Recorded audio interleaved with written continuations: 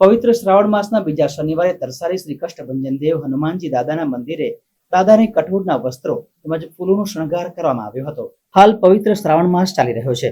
શ્રાવણ માસમાં સોમવાર અને શનિવાર ખૂબ જ મહત્વ ધરાવે છે.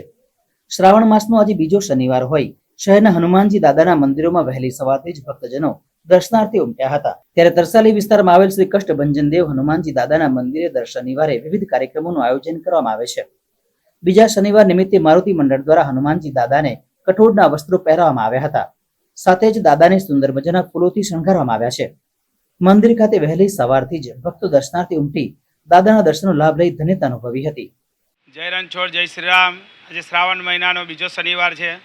બીજા શનિવાર નિમિત્તે આજે મળસ્કે 5 વાગે મંગલા આરતી કરી અને તમે જોઈ રહ્યા છો કે સુંદર એવા ફૂલોનો શણગાર અને ભગવાને જે વસ્ત્ર પહેરાય છે, જે વાઘા પહેરાય છે, એ અલગ અલગ કઠોળના છે.